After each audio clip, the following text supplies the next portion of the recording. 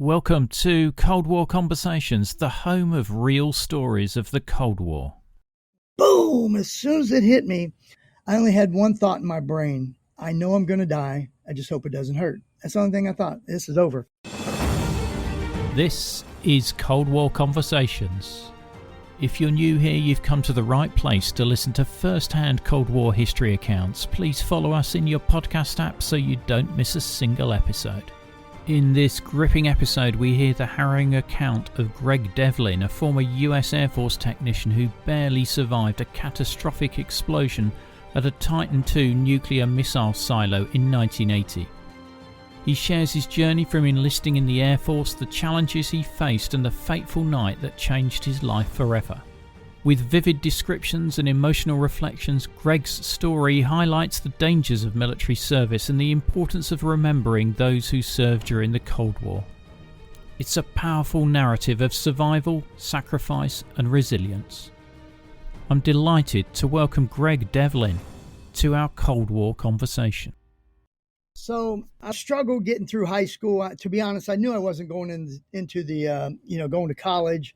And I said, how can I support myself through life? So I thought one of the military branches would be great. My father was a U.S. Marine, so I planned on joining the Marine Corps. And but he kept talking me out of it. He kept saying, Greg, I'm telling you, go in the Air Force, go in the Air Force. And I didn't know why at the time, but I think later in life I found out a lot of my Army buddies and Marine Corps buddies would tell me, they said every time we were at a Air Force base, the food was so good and the barracks were great and just the buildings, like every aspect of the Air Force was like they had more money, I guess. I don't know. But so maybe my father knew something that I didn't know there. But anyway, so I joined the Air Force. He had to you because you got to be 18 typically, but unless your parent signs off. And both my parents were good with that. So I signed in, went straight to basic training. I literally went to basic training one day before my graduation ceremony in high school. So I literally didn't get to receive my diploma, which they mailed to me later. So I go to basic training at Lackland Air Force Base there in San Antonio, Texas, May 26th. It was from May to through July. Oh my gosh, and Texas is so hot. But anyway, 6 weeks there, get through the basic training. And while you're in there, basically, that's when they offer you that position. They offer you a position. And what I wanted was, and I got a guarantee that no matter what, they would offer me something mechanical. That's the only guarantee I had from the service, from my recruiter. So we go in. I said mechanical. I'm in basic. I'm a few weeks from getting out. And they put up a list for everybody there. And they give them options of jobs they can choose. And the job that was there that caught my attention, the other two, I have no clue what they are, have no memories of them, but it said Titan II nuclear missile liquid fuel systems maintenance specialist. And to a 17-year-old kid, that sounded really important. I was like, wow, man. Yeah, that's what I want to do. Go into liquid fuels on Titan II missiles. I had no clue of the dangers that are associated with that, which there are many. The fuels are one. Obviously, we had the largest nuclear missile warhead the U.S. military ever created, which was the 9 megaton warhead that sits on top of the Titan. So that's kind of how I got in there, and then wound up choosing that job. I was young, I was 17. I was madly in love with my girlfriend, and when I was in tech school training, I was at Rantoul, Illinois, which was Chanute Air Force Base. It no longer exists today. It's been bulldozed. But I was about 4 hours away from my wife, or my girlfriend at the time, in Cincinnati, Ohio. And so I was traveling every weekend after my tech school stuff. And I go back and see her. And then they were 10, 11 weeks into the thing, they're getting ready to ship me off to my base, which happened to be Little Rock Air Force Base. I was going to the 308 Strategic Missile Wing in Little Rock. The base is right there in Jacksonville, Arkansas. So I was like, oh man, I got, so I'm, this is kind of a side note, but I went to my future mother-in-law. I said, her name was Dolly. And I said, Annette has to go with me. I'm going to be 12 hours away. There's no way I could get back to see her. So long story short, she agreed if we were getting married. And a week later, I was married to my wife, who was 16. And then went straight to Little Rock Air Force Base. I mean, we do love a love story on Cold War Conversations, so that sounds like a lovely story there. Yeah. So this propellant transfer system technician role, it's around refueling these Titan IIs, but they have very volatile fuel mixture, don't they? Absolutely. So they have, there's two fuels. Well, one we call fuel, which is it's called unsymmetrical dimethyl hydrazine, UDMH. That's what we called fuel. Now, the second part of the equation was they had nitrogen tetroxide, N2O4. So when those two fuels mix in the motor, they're hypergolic. They don't need any oxygen, to burn, and that's what sends them wherever they're going. So basically, when you mix these two chemicals together, it's an explosion, really, that is making the rocket fly. a controlled explosion. You mentioned the 9 megaton thermonuclear warhead. That is more powerful than all the bombs dropped in World War II combined. Is that correct? It's 3 times more powerful than every bomb dropped in World War II, if you count Germany, Japan, America, plus the 2 atomic bombs. It's 3 times more powerful than all of that, and it's actually 600 times more powerful than the bomb that was dropped on Hiroshima. It is, mass devastation. I pray to God no one ever, launches one or drops one on anyone. So when you're at Little Rock, you're basically called out to all the various silos to handle refueling or changing the fuel, because I presume that these chemicals expire over time, so they need to be removed and then refilled. Is that the role? No, so they can stay in those missiles indefinitely, but the reason that we were so busy is because they're very corrosive. And so what happens is they're contained in the fuel tanks. The stage one has, both fuels. It has the nitrogen tetroxide. It has the unsymmetrical dimethylhydrazine. Okay. So, but the thing is, both of them are very corrosive. And so the seals that keep them in the tank contained so that everything is secure, they eventually start to leak. Once they leak, then the pressurized tank starts to lose a little pressure. And the commander gets a warning light that pops up and says, you have low pressure in that tank. So once that starts to happen, we realize we have to pull the fuel out, put new seals in, and then fill the fuel back and pressurize the tanks. So that we were so busy because we had 18 of those missiles, and there are 18 in Arkansas, there are 18 in Arizona, there's 18 in Kansas. But, we took care of the ones in Arkansas. But, yeah, we were so busy because you're playing catch up all the time. You're trying to get them fueled and then pressurize the tanks and then go to the next job. And the problem with when you initially put the fuels on board and you pressurize them is that you can get high pressure lights. All of a sudden, you got too much pressure, so we have to run back out and vent the tank. Or you get low pressure lights again.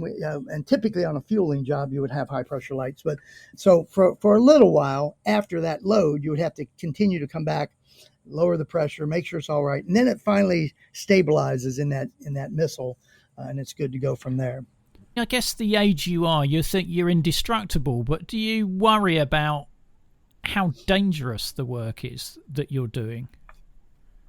So in training, they teach you how hazardous this is, how serious this is, how professional you have to be to make sure that nothing bad happens to you or your partners, or not something catastrophic like what happened in Arkansas doesn't happen.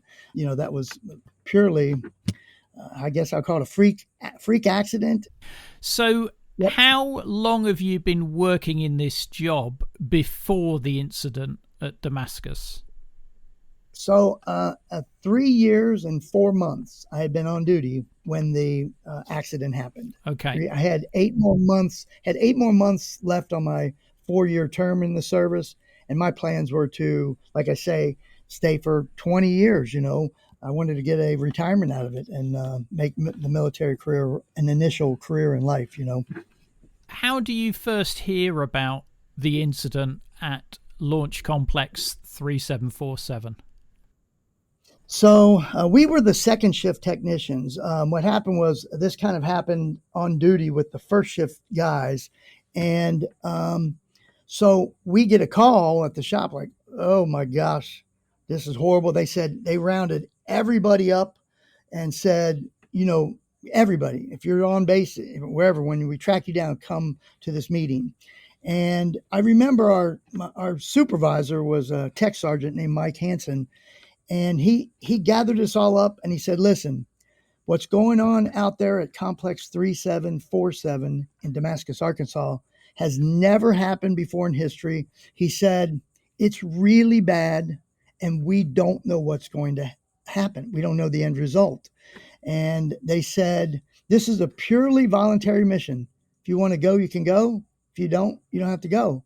And, mentally we're thinking, you need fuel systems guys out there, right?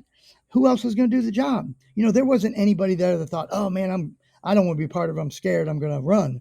That wasn't the attitude of everybody that was there. So we didn't know what it was going to be. We knew it was really bad, but yeah, we said, we're in, let's go. What do we have to do here?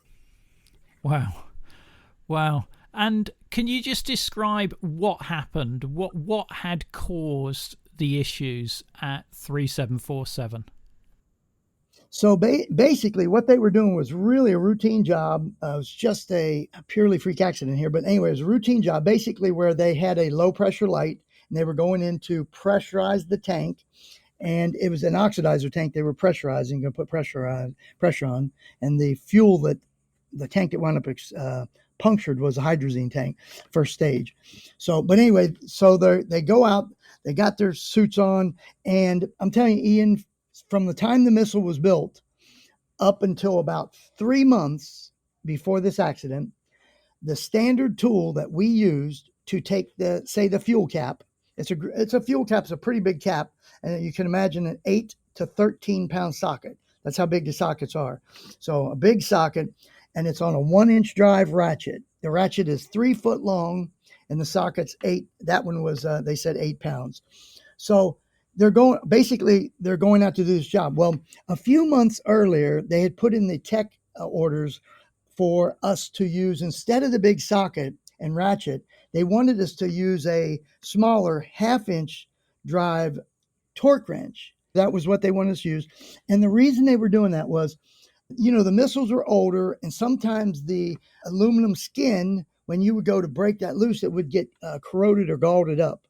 And their fear was if somebody had that 3-foot ratchet, that 8-pound socket, and they had put too much pressure on it, like it was so hard to get off, there's a chance it could crack the actual port with all the fuel, literally break it, and then dump fuel, all 14,000 gallons of fuel in your lap.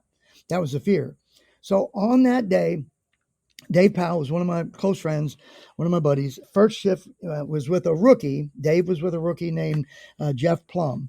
And they were just going to do this routine job. They're going to go out, put the cap on. Well, then they realized when they're in the blast lock, suited up, they said, oh man, we don't have the torque wrench. It's up in the pickup truck, 35 feet above the ground through the elevator and all this stuff.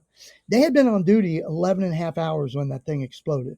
So at 11 hours, because the military at that time was working us 12, 14, and 16-hour days because we were so far behind in the maintenance trying to catch up. So because of it, they're on duty a long time. And he's like, man, we've used that 1-inch, 3 foot long ratchet and socket for 20 plus years. We're just going to use that. We don't need the torque wrench. We're just going to go do it. So, but what happened in that event was when they went out there, they went to put the socket on, and I think there was some struggle with putting the socket on the ratchet itself, but they shoved the whole unit up against the cap, and Dave Powell was holding the socket up against the fuel cap, and then Jeff Plum lifted up on the ratchet to break it loose. So it came off, no problem. It unscrewed. And as soon as he removed the socket and the ratchet, the socket fell off the end of the ratchet. And, I'll tell you this, long before they created that torque wrench in that scenario, those sockets had fell off ratchets before. Dave Powell wasn't the first guy that ever happened to. But you're standing on metal grate platforms that come right up against the missile, and they have these big black rubber boots that squish up against the missile. Nothing is supposed to be able to get past that platform. Nothing. Well, on that day, because of the weight, 8-pound socket bounces towards the missile, and the weight of it alone pushed past that black rubber, gasket in a sense. And then it's on a free fall for 70 feet. So the end result, it wound up hitting the thrust mount, which holds the missile upright, and bounced in towards the missile and, punctured the tank. So it's pouring fuel out of that tank, pouring hydrazine out of that tank. But anyway, that's kind of the event of how it got started. And then the rest was trying to see, is there any way to save this missile? So picture this, we're second shift, we're at the shop, we get the call, the puncture's already happened, and now they're loading the trucks with everything we have and going to head that direction. And what is going through your mind while you're in your pickup truck on the way there? What are you thinking? So I'll tell you a true story, a very ironic story. One of the guys the guy that wound up getting killed, his name was David Livingston. And we were loading the truck, and literally truck was loaded, and we're getting ready to get in. So there's 6 guys going to get in this truck, 3 in the back seat, 3 in the front. And Dave was sitting on the left side, the driver's side of the truck with the door open. And he was getting ready to scoot over so I could get in. And he said, "Man, Greg, I got a bad feeling. Somebody's going to die out here tonight. I just got a bad feeling, a bad vibe." And I said, "Dave, man, don't say that. Don't say something like that. You don't even bring it up." And he said, "I'm just telling you, man, I got a bad vibe." Well, Dave in the end was the guy that wound up dying. But anyway, so we're getting in the truck, we're shoving over. And honestly, there's a few comments back and forth. But when you tell any one of us fuel guys that you have a punctured stage 1 fuel tank that's got oxidizer sitting next to it, and it's got another stage 2 with oxidizer and fuel on top and a 9 megaton warhead, there wasn't much conversation. I'm telling you, we all knew, man, this is bad. This is bad. This is a bad situation. So we were heading that direction, waiting on our commanders to tell us what to do. But and that was before they sent anyone in. Did you get a chance to call your wife and tell her what was going on? No, there were no cell phones back then, no pagers, no, and they told us, by the way, even before any of this happened, when we went to a site, they told us, bring whatever food and drinks you need for all day. And all day to us meant 16 hours. Yes, you're lucky if it's 8 or 10, but, we were routinely 12, 14, 16-hour days. And then imagine this, Ian. So imagine when you finally get all your stuff back into shop and you're right at the 16-hour mark, and your boss looks at his watch on his hand and he says, "You have 8 hours to be back here." Because by law, they had to give us 8-hour break in between that double shift. Well, if they say that to you and you go home, first you're driving home, you got time of getting there, taking a shower, going to grab something to eat, and then you're going to sleep because you've been on duty 16 hours. So let's say you get maybe 5 hours of sleep, and then you're getting back up, getting dressed, maybe take a shower, grab your food or stuff and head back out that way. But yeah, when on our trip out there, to get to that question, there wasn't calling anybody, nobody. All we knew was this is really bad. And my wife knew none of this. She knew none of it was happening. Wow. Now, when you arrive at 3747, you're faced with an additional challenge because at this point, the silo crew have evacuated and right. You're effectively locked out. Right. There's Ian. Now, I'd never even thought about this. I didn't bring this up, but it didn't come to my realization. But when Eric Schlosser, who wrote the book Command and Control, which then became a 90-minute film documentary, it's on PBS now, right? So when Eric created that, when we were talking, because he had many trips to Florida talking to me and, all the interviews and stuff. But he told me, he said, "Greg, there are only 2 guys in the world in history that have ever broken into a nuclear missile complex. That's you and Rex Huckel." And I thought, wow, wow, that is true. But, we're being told by our commanders, when they finally made the call to send someone in, that the plan was we're going to cut this security gate, the fence on it, and we're in a full suit. It's called a REFCO, Rocket Fuel Handler Clothing Outfit, RFHC, a REFCO suit. So we're in a full suit with a backpack. We have a 3-foot long crowbar, 3-foot long bolt cutters, and a handheld hydraulic pump to open the blast lock doors when you get down there. Because while you might be able to break through which we did, break through a steel frame portal door with a crowbar and bolt cutters, and then through a steel caged in area when you first get into that caged area, because you have to give them the code control stuff. When you break through that and get down to 35 feet to the blast lock door, you're not getting in that with a crowbar and bolt cutters. So we have all this gear on. We cut the fence. We break through. The breaking through was at least 15 minutes. And Ian, keep this in mind. We have a 1-hour backpack on. And they said, we don't care where you are at the 30-minute mark. You're coming back, because we got to make sure you have enough air to get back without breathing the toxic fumes. So by the time Rex and I broke through the first door, which took the most time, the cage door, and then got down to the 6,000-pound blast lock door, we probably had 5 minutes left, okay, of the 30. So we hook up the pump, and by the way, when we hooked the pump up, we actually had hooked it up reverse. So there's 2 ways you can put the lines on.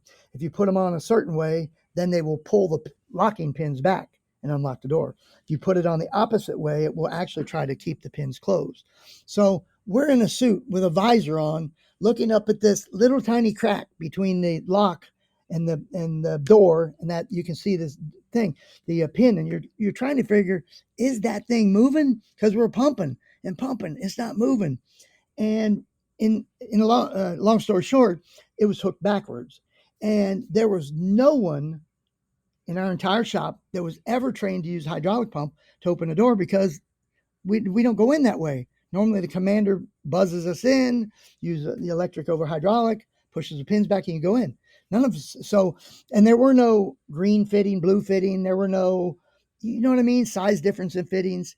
It was just, if you were a hydraulic tech, you knew if you start with that one, it'll open it. If you start with this one, it'll close it. So 5 minutes in, they said, hey, you're at the 30-minute mark. We want you guys to come back.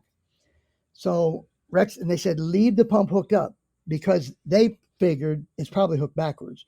So then they, send 2 guys in, Jeff Kennedy and David Livingston, to replace us. When they got there, they flipped it and went right through those 2 doors. So when you're in the silo, what are you seeing? Is there vapor there? Are the alarms all going off? Is there a lot of noise, or what's going on? So actually in the section we were in, you remember we were going through the caged in area in there, and those 35 feet of steps on a stairwell, and that 6,000 blast lock door, there were almost no fumes there, okay, because they were behind 2 6,000-pound blast lock doors. That's how far you had to get in before you could see those fumes that were tied to the silo. Because you got to keep in mind, if you go, let's just say we were able to open that first door, then we would open the second one.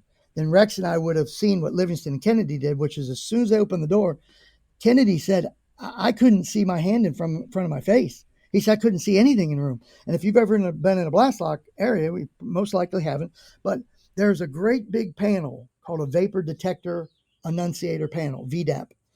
And it's up on the wall, and it has a series of red lights on both sides of it, and it has a series of gauges.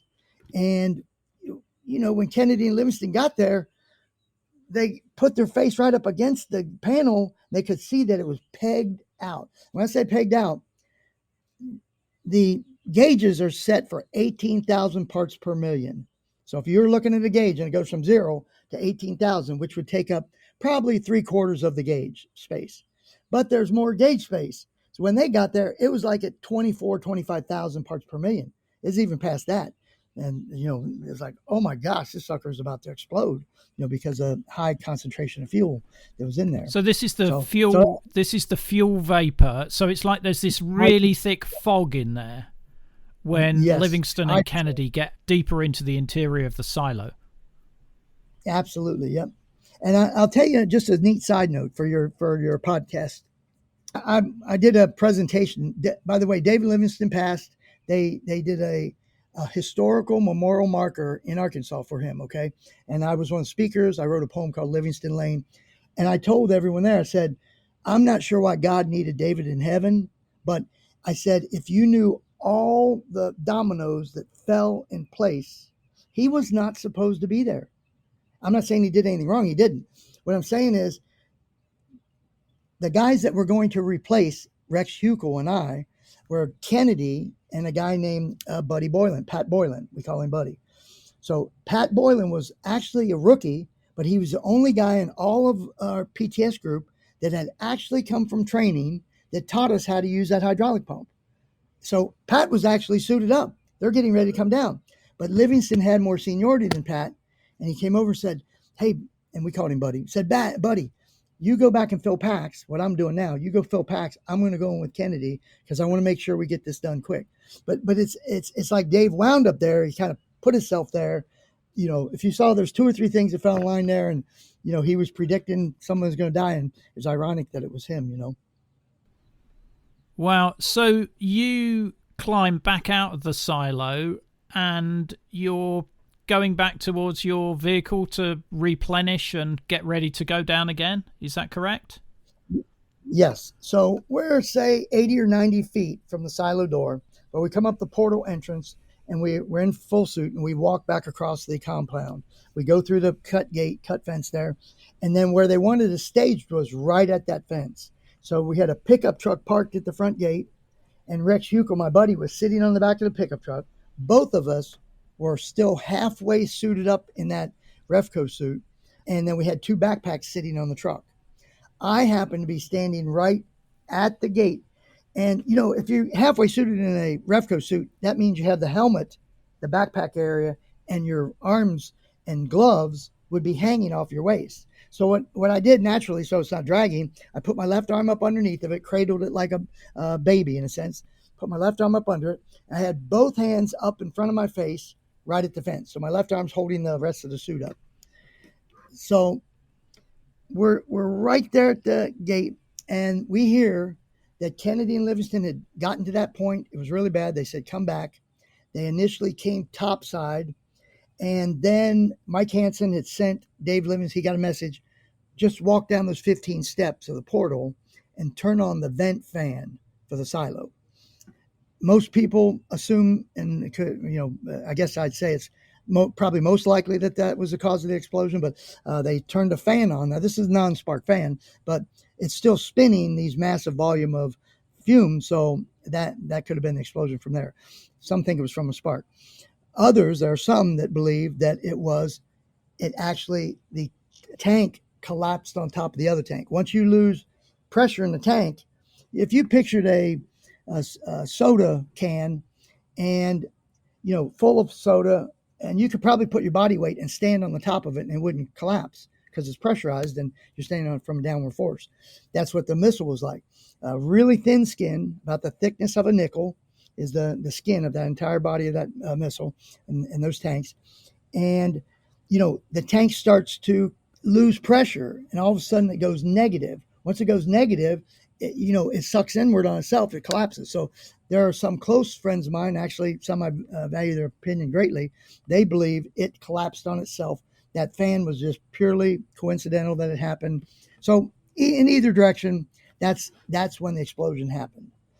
You want me to tell you what happened to me afterward now? Or I didn't know if you had any questions in the middle. No, it's just it's incredible hearing it from somebody who was there. I mean, I've read about this, obviously, to do the research for the episode, but I'm just listening in, I guess, incredulity as to what a situation you're in and what you're having to deal with. So you've got your arms up against the fence, your suit is half hanging off you, and it's 3 a.m. in the morning. What happens? What do you see? What do you experience? So as soon as Livingston came, and it's dark out, so I didn't physically see him there, but anyway, Livingston and Kennedy, once Livingston came back up those 15 steps, the time it took to walk those steps to the top is when the explosion happened. They said 3:01 in the morning, a.m. And I remember I had my hands on the fence, and Rex Huckel was sitting in the back of the pickup truck next to me. When it exploded, Ian, the loudest fireworks you'll ever hear in your life. I'll say this, I even venture to say the loudest bombs you would hear in your life. I don't think any of them came close to the explosion that happened that night. It blew, when it exploded, the very first thing to hit me was a concussion of wind. It was like I got hit by a Mack truck, an invisible Mack truck. It's like, boom, as soon as it hit me, it caved in the center, my stomach wise. My hand, pulled my hands off the fence, blew me on my back, and I have no control over any body parts. But I'm sliding backwards. Oh my gosh. I only had one thought in my brain. I know I'm going to die. I just hope it doesn't hurt. That's the only thing I thought. This is over. So I'm 21 at the time. I'm sliding faster and faster, and my left eye just cracked open slightly. I didn't open it, and when what I saw out of there looked like lava and glowing steel and concrete going past me at 1,000 miles an hour, and I went, "Oh my gosh, oh my gosh!" And I'm sliding, burn. That my face wound up really badly burned. It was second-degree burns. That's kind of saved me. But the only reason it wasn't third-degree burns is because, remember, I had my hands on the gate. So when it blew me backwards, my arms were like elbows were bent in, and my hands were close to my face. And I had no control over them. They're bouncing around left, right in front of my face. But I truly believe they kept a lot of the flames, went up over my hands and my hair, and then I still want to badly burned in the face, but most of my hands took the brunt of it, which, in the end, if you look at me now, you can't tell I had a skin graft on my left hand, but the skin looked good. But so picture sliding, you're sliding and burning. I'm going to tell you a story, and I don't know if you believe in guardian angels, but you just think this out. So I'm sliding so fast up the concrete, and I really feel like any second I'm going to pile drive into something. But I was on the asphalt road, and there was nothing behind me. There was no trees. There was no concrete back there yet.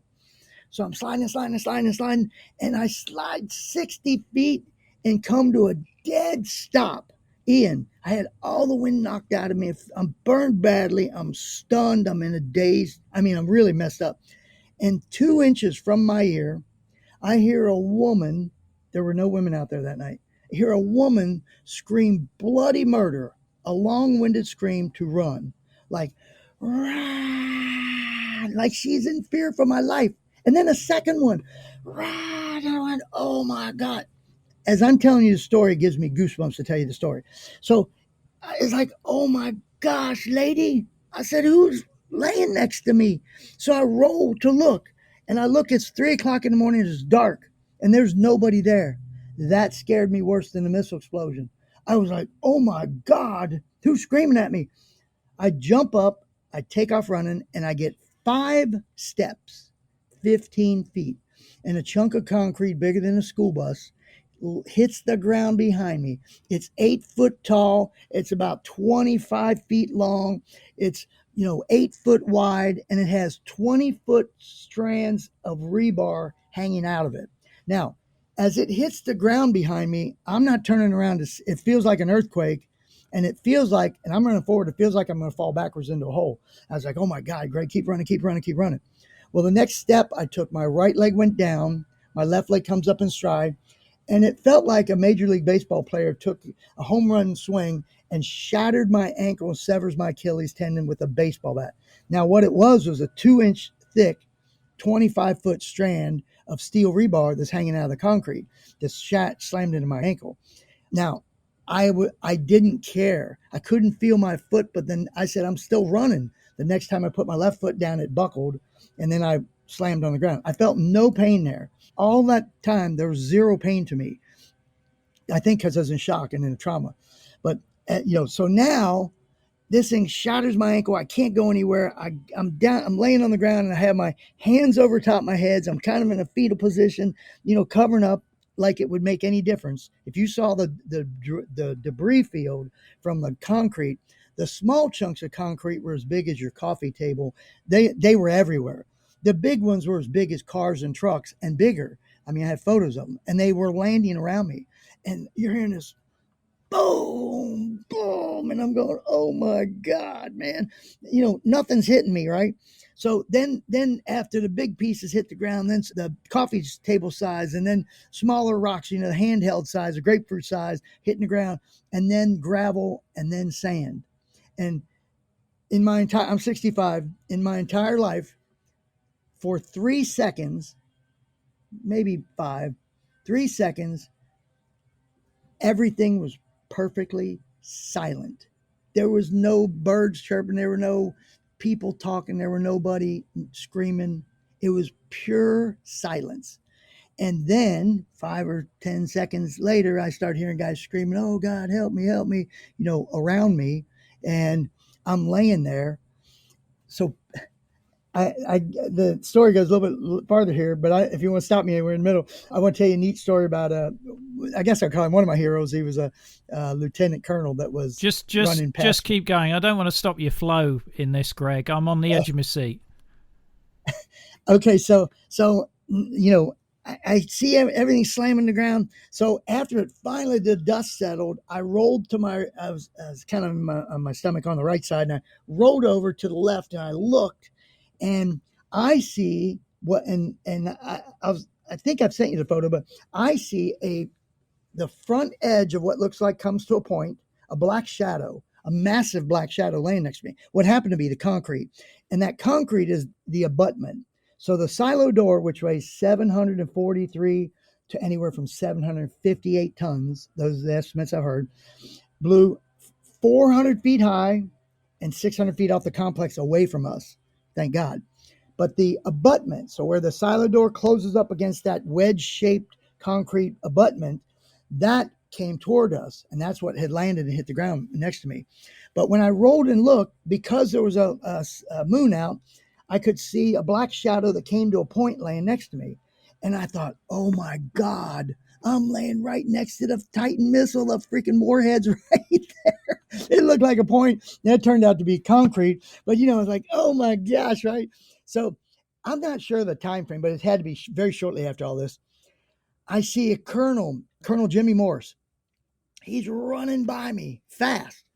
And honestly, where he's going is to the end of the road, which is about 1/8 of a mile out, where you come to the road, where you get off the highway to come down to the silo. He's running in that direction. And he actually runs past me, and then he sees me. So he turns around and scoops me up like a baby, man. He's got me like, one arm under my legs, one arm behind my back, and he's running with me. Now at the time, I weighed 155 to 160 pounds, and he was probably 160 pounds, right? So he's running with me, and now, remember, I told you there are chunks of concrete as big as trucks and cars and coffee tables. It's dark. He's running into them as he's carrying me. He must have carried me 50 yards. Bam, bam, bam, bam. And the whole time he's running, I'm looking at his face, and he is pouring blood. There's blood streaming down his face from like forehead down. So, and he's running with me, and he gets finally to a point, and it's the only time in my whole life I've ever seen adrenaline work in a person. It's the only time I've ever seen adrenaline, because what he was doing was superhuman that day. But anyway, he's running with me 50 yards. I couldn't, if you and I said we're going to grab somebody that weighs our weight and run 50 or 60 yards with him, that's a pretty tough deal. He's probably in his 40s at a minimum.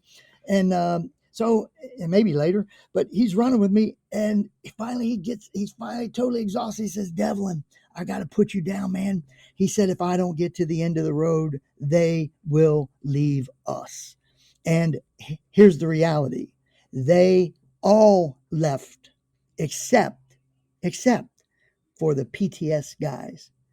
They were ordered to leave. And Jim Sandaker is one of them. He's in the film Command and Control. He's a blonde-haired kid talking to a black police officer right there. And they're telling him, go back to base. He said, I'm not leaving without my friends, man. I'm not.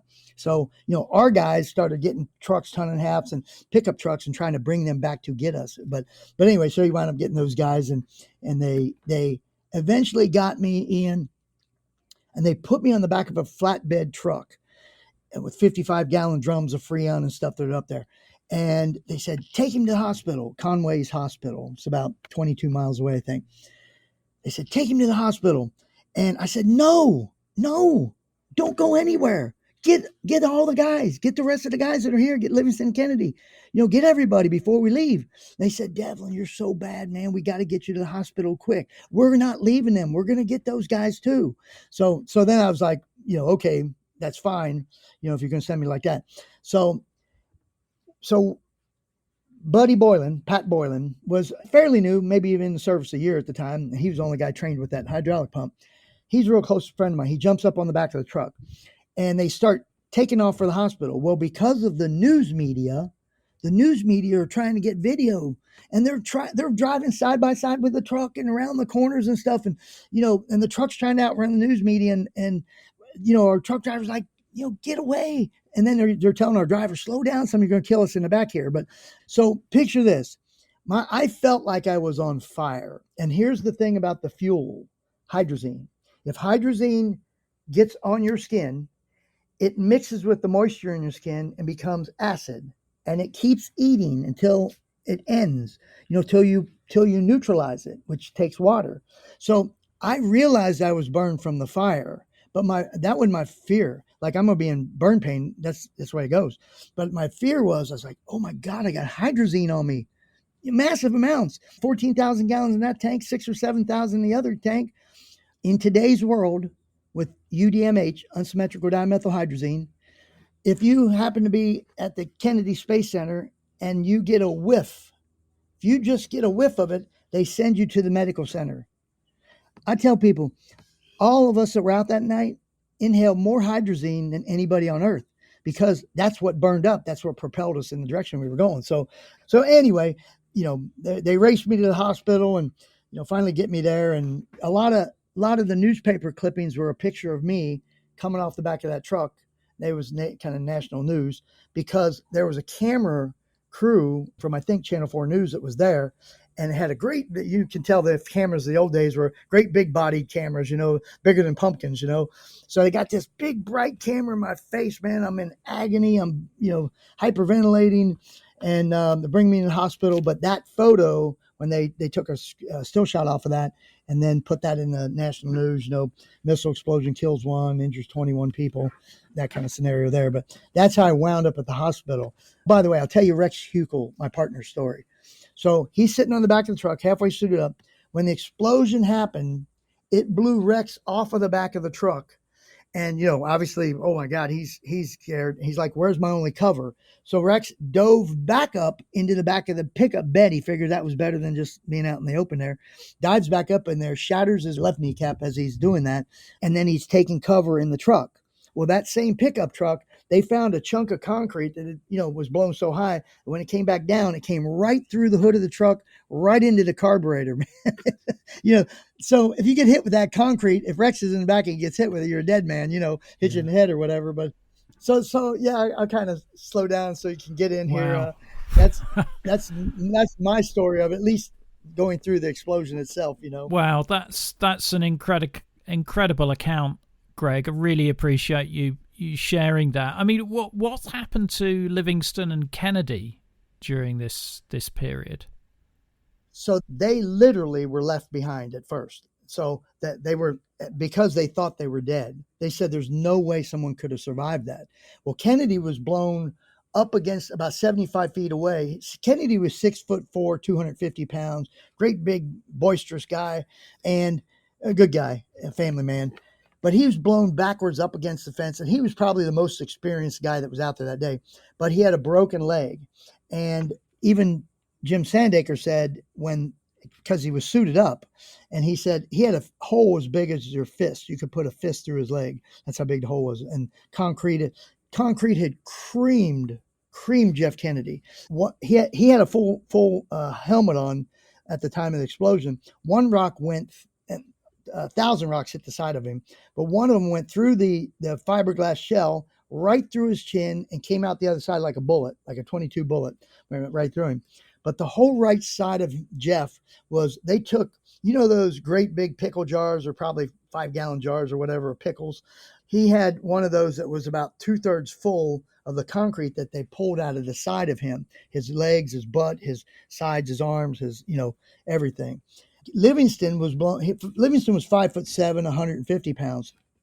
He was blown a lot farther. And Livingston, I have photos of his helmet, but Livingston's nose was blown off of his face. It was laying over to the side, had all kinds of concrete in him too. But what eventually killed Dave Livingston was one of the chunks of concrete went right through the front of the suit, and it went into his stomach like he ate it for lunch. That's where they found the concrete. And when you puncture that and then you blow all those fuels inside of you, get up in your lungs and stuff, basically he drowned. Your body, it's like pneumonia because the fuels cause that in your lungs. They fill up with fluid. And so in the end, that's what got Dave. But it was horrible, man. I mean, I couldn't go to his funeral. I was in the hospital. And when I was honestly out. It was probably an induced coma, but I was out for about 3 days. And they had transferred me from Conway's Hospital to St. Vincent's Infirmary in downtown Little Rock. And they are a better burn center down there. And thank God they sent me there. They had a brand new process back then, back in 1980. And they would come in with a Brillo pad and they would scrub the dead skin. And you can imagine the pain from a Brillo pad scrubbing dead skin off your face, neck, back, and both hands. Extremely painful. But if you get the dead skin out of the way, new skin grows back and you don't have any scar tissue. So now I'm very thankful. They had me on morphine, and the first day they were doing it, I'm looking at them like, man, I can't believe that doesn't hurt. Well, by 2, 3, 4, 5, 6, 7, 8, 9, 10 days down the road, by then they're not giving you any more morphine, same amount. Your body builds a tolerance against it, and so you're in a lot more pain. But so anyway, yeah. So that was Livingston Kennedy. They eventually, Kennedy drug himself across the compound. Actually got to a pickup truck, got on the radio, and the battery went dead. He tried to make a call. He said, help, help. Can anybody hear me? So he got that much out there. So Jim Sandaker is one of the guys that went for him, Tech Sergeant Green. So there was a crew of guys that actually went back for Livingston and Kennedy to get those guys. So. Wow. Well, wow is an understatement. Incredible, incredible story. So how long are you in hospital for? 10 days. That was it. And most of it was for the skin graft. That skin graft on my left hand. And then because they said, well, you got shattered ankle and severed Achilles tendon, you'll recover from that. And, burns, we'll deal with the burn stuff, but you can do that at home. Now, I will tell you this. The whole time I was in the Air Force, the Air Force doctors were trying to get me back to the Air Force Base Hospital. And I begged my doctors there. I said, please do not let them get me back. I said, they have no clue what they're doing on burns, man. This was a new technology they were doing on me at the time. If I wound up back at the base, there's a product called Silvadene, and it's 99% water, but it's like a cream. It helps heal, helps your hands and whatever you burn heal. It feels great going on and all that. So that's fantastic. But if that's the only thing they have, and they put Silvadene all over your burn scars, and they don't get the dead skin out of the way, you can imagine what my face would look like today.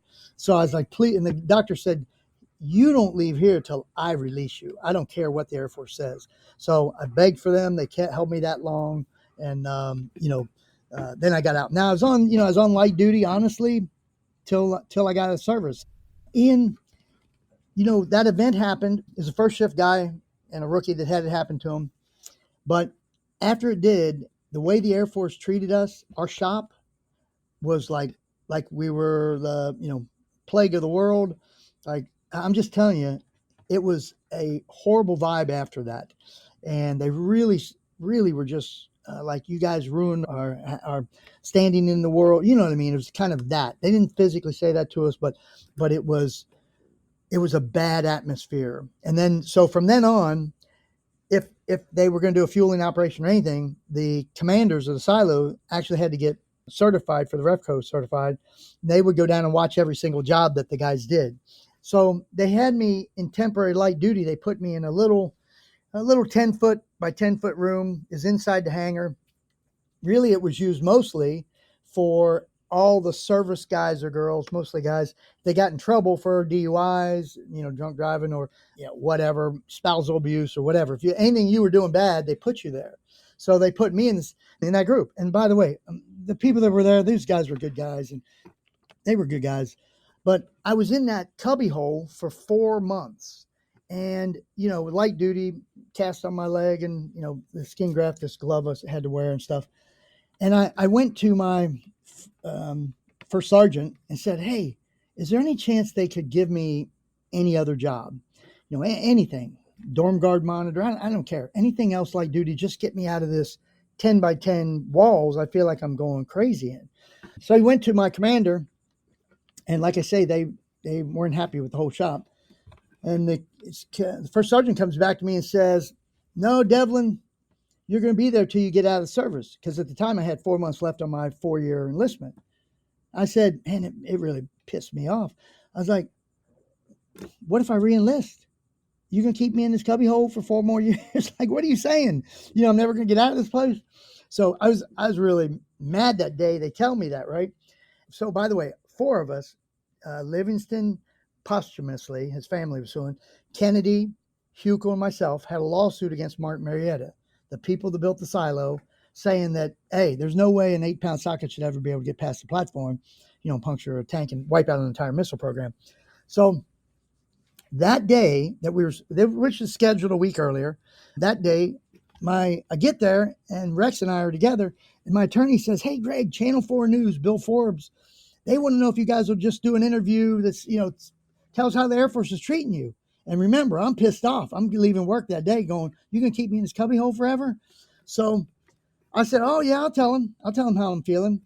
And, if you think of timing of events, picture the first sergeant doesn't tell me that day. Picture he waits one day, and I'm not mad. Well, my interview, I'm sure would have been a little different. But anyway, I go in that, and so now imagine we're in uniform. We just came from work. You can't be wearing an Air Force uniform and give an on-air interview to anybody. You're representing the Air Force. So I told the attorney, "I don't have any other clothes. This is what I'm wearing." He said, "No, just pull your shirt off, fatigues, and we'll give you a suit jacket, and you can do the interview there. So you're not representing the Air Force. You're just representing yourself. You're off duty. You're on your own time." So Rex and I agree to this. And so we're giving Bill Forbes this interview, and part of it's in the movie there. But they had, how they treat you. I said, "Man, I don't know if I'm being railroaded out of here or what. Honestly, they're treating us like crap." Oh, Ian. Oh my God. You can imagine when I got back to work the next day. Now, I found out, which honestly, they probably told me this when I was in basic training, but in basic training, you sign all the forms, you're coming in. This is all the rules of the Air Force. And one of them in that book, trust me, says you can't give an interview ever unless you get permission. Well, they never give you permission. That's why they put it in there, because you ask for it, they're going to say no. Well, I didn't know that. So I give the interview, and oh man, they're going to rip my head off. They call me my colonel. They call me in to see my colonel. He said, "Devlin, you can't give an interview." And I said, "What do you mean? This is America. What do you mean I can't give an interview?" I said, "I wasn't on duty. I wasn't wearing a military uniform." He said, "You got to get permission. It's in the base operations manual." And I said, "Oh my gosh." So I did feel stupid. I felt, oh my gosh. So I told him, I said, "Oh, Colonel Gray, I mean, seriously, I'm sorry. I didn't know I had to get permission." And by then, though, they're really mad. And so left ankle's shattered, 2/3 of the Achilles tendon severed. Imagine you're wearing military boots and your greens, your fatigues, and you're trying to walk. Well, left foot had no power to even lift up or push off because the Achilles tendon is severed. So I asked my first sergeant, "Is there any chance I could get a permit to wear a gym shoe just for a few weeks so I could build my calf muscle up before I start wearing those boots again?" He said, "Let me check with the colonel." Well, remember the colonel's really mad at me. So, but the colonel's not going to tell me himself. So what he does is he said, "Hey, Devlin, you got to go to base hospital and, you got to get their permission." I said, "Okay." So we all know the military world, and actually in almost any business, but you have the manager and then you have the employees. And I'm sure he called the managers over there, the brass over there, said, "Hey, Devlin's coming your way. Don't give him shit. Don't give him crap." So I get there, and this captain, he could have told me no. He could have said, "No, Airman Devlin, we're not doing it." Oh, no. They didn't want to do it that way. They wanted me to see the full bird colonel of the hospital. He didn't they didn't need a full bird colonel to tell me I couldn't get that permit, but he wanted to tell me.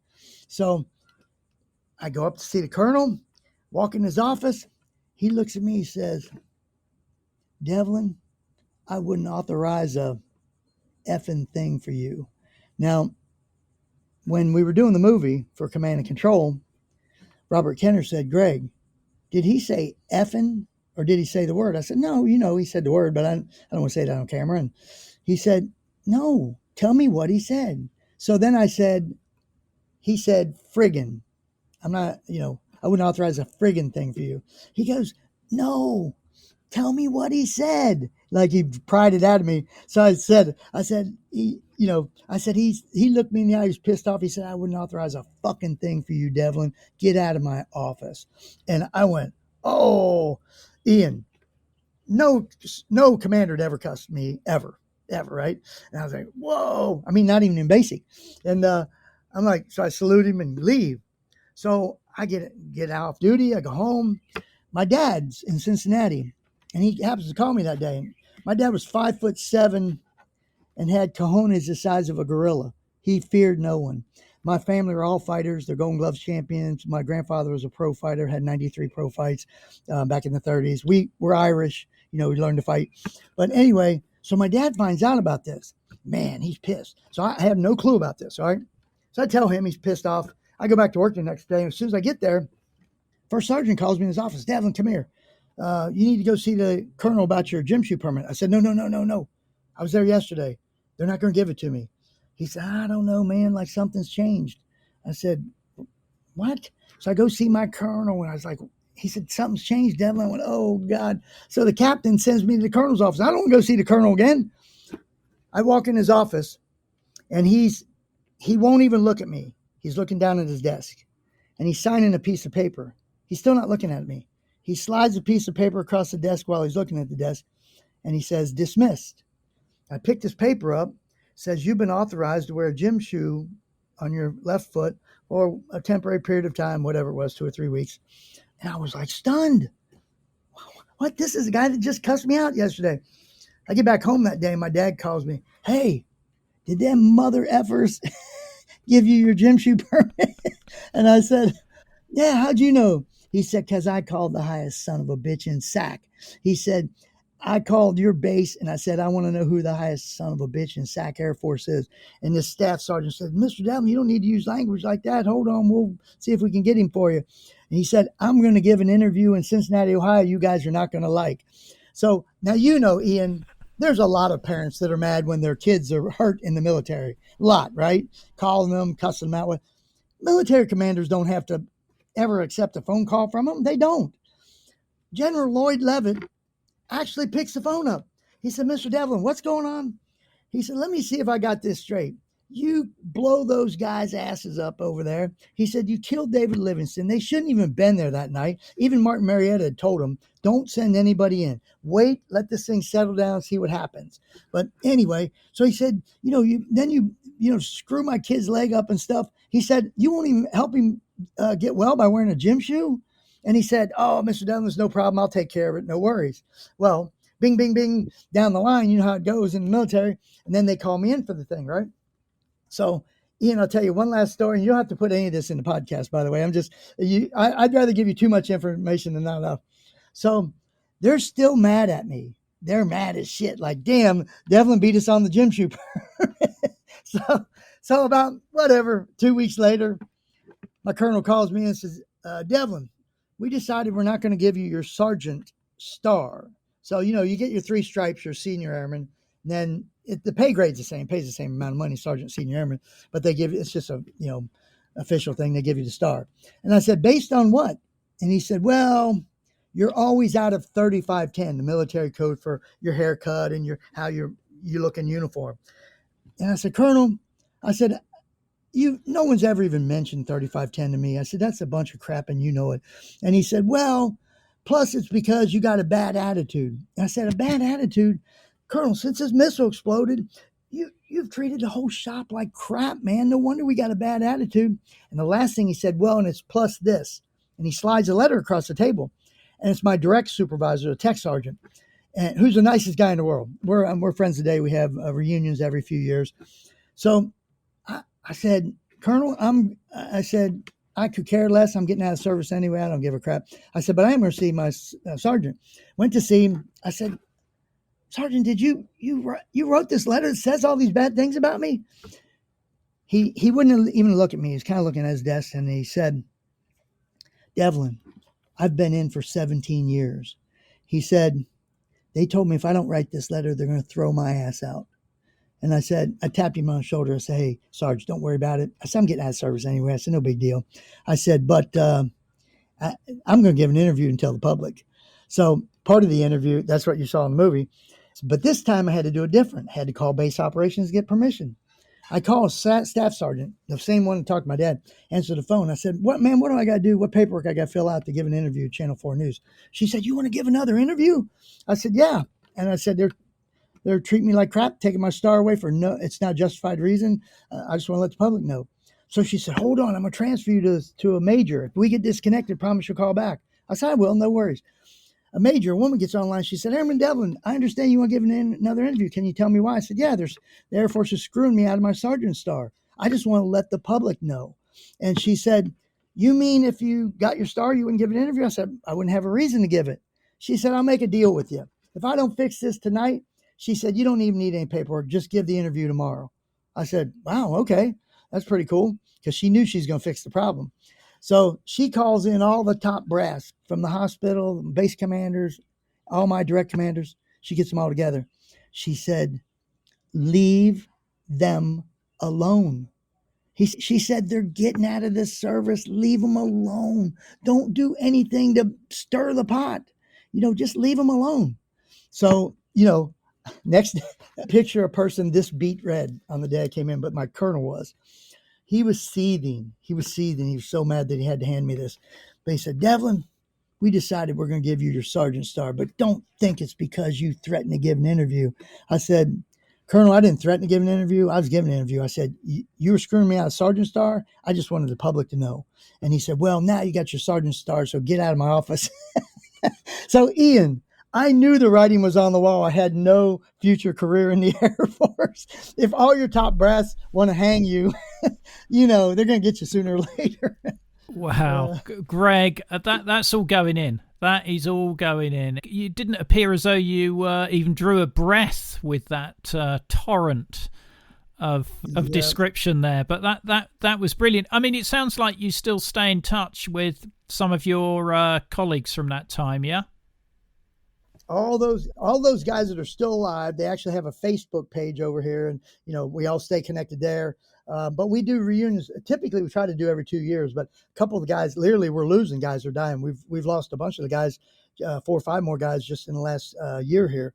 So, and I'll tell you, Ian, the fuel, hydrazine, is so horrible. Let me tell you how bad the fuel was. Picture this: the commanders at the 308 Strategic Missile Wing and the hospital commander there, for a fact, they know the hazards of UDMH and nitrogen tetroxide. They know it because they're a Titan II missile wing. Here's what they did on my medical records. When my medical records, let me hold just a second. Oh man, I got a dog barking here. Let me hold just a second. Yeah, don't worry. I thought it was closed there. No, get inside. Okay, I'm sorry, I'm back. But that the commanders, everyone there knows, because we've been trained on how bad this stuff is, especially hydrazine.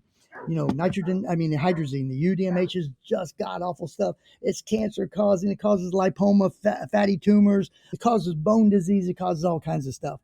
And like I say, today's world, you get a whiff, they're sending you to get checked out. But when I went to the hospital, here's what the doctor said.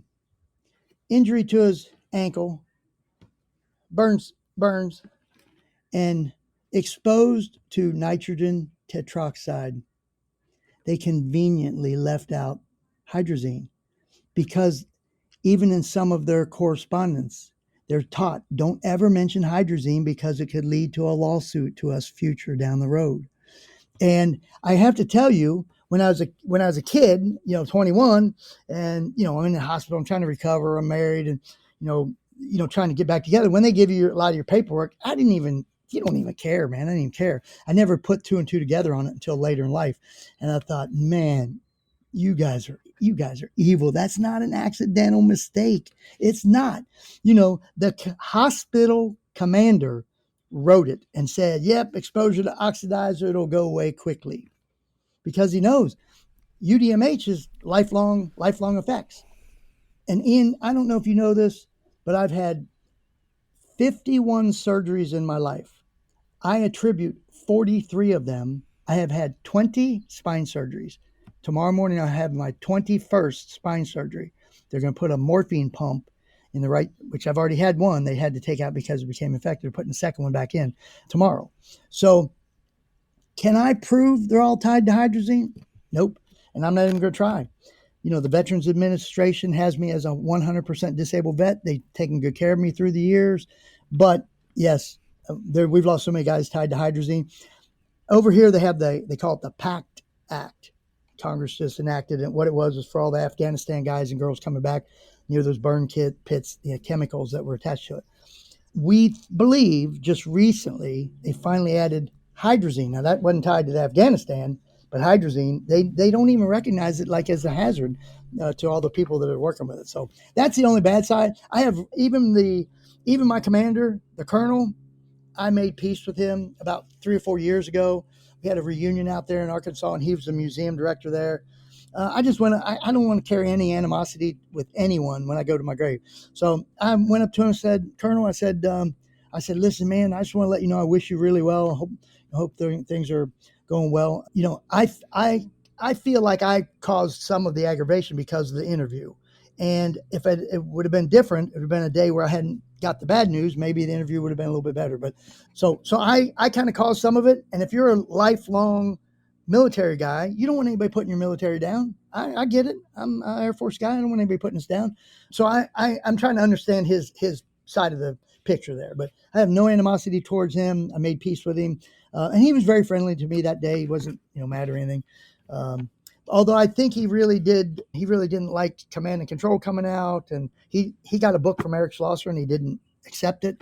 He's like, he didn't even open it. Said, nope, return to sender, So he didn't even want to see it. But so whatever, I know he doesn't like any part of that story being out there, but but I wish him well.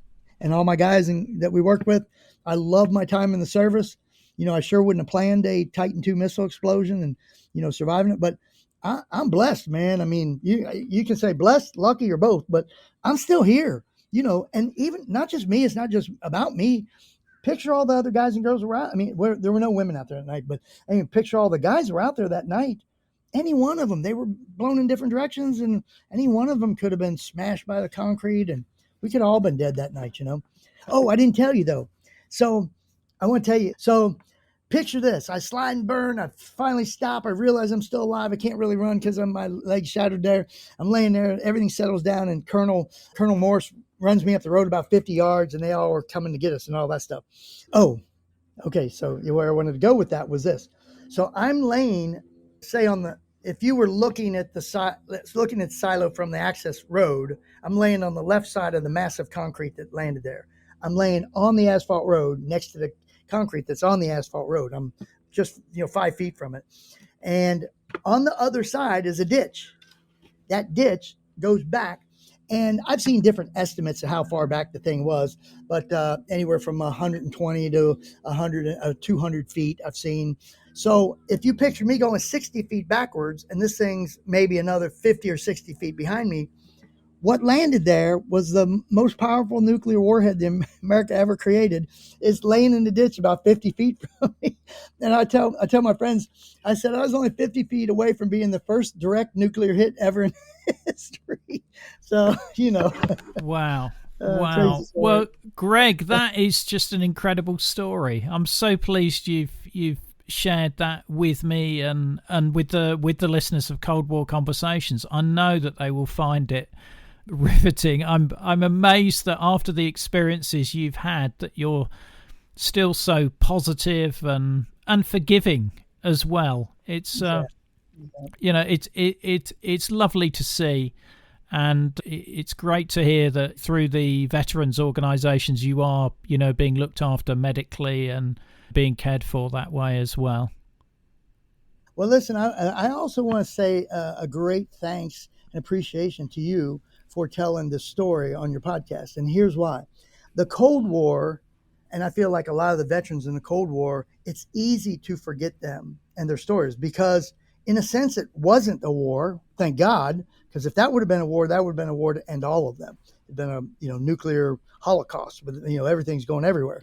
So yeah, and even with us, with a lot of our medical stuff, it's really easy for the government. The missiles are gone. All the Titan II missiles have been disassembled and put away. All the silos have been blown up and caved in, and a lot of the guys are dead. And the next part of the equation is really the Cold War with the Titan II missile group. Everything from the maintenance teams to the fuel teams to the, every aspect of that to the crews that run them is a really small group of people in the entire world. Titan IIs were around 25 years. So small time frame, small group of people, they're all gone. So we really appreciate guys like you and people like you that are helping us keep the story alive out there with the world. Well, that's really kind of you to say, Greg. I mean, that's one of the reasons why I started the podcast, is to capture these stories like yours before they get lost through time. And you're absolutely right. Whilst people look at the Cold War and think no shots were fired, and shots were fired, you can talk about Korea and Vietnam, but there were also thousands, possibly hundreds of thousands killed in accidents, exercises, all sorts of things, who are the forgotten victims of the Cold War. So it's a real honour for you to say that to me, Greg. I really appreciate it. Yeah, well, I mean it now. It's not just me. I'm telling you, all the guys and girls that work with the Titan II missiles greatly appreciate anyone that continues to at least keep us out there so the world doesn't forget that group of people. The episode extras, such as videos, photos and other content, are available via a link in the episode information. The podcast wouldn't exist without the generous efforts of our financial supporters, and I'd like to thank one and all of them for keeping the podcast on the road.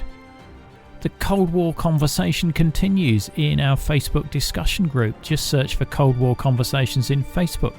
Thanks very much for listening, and look forward to seeing you next week.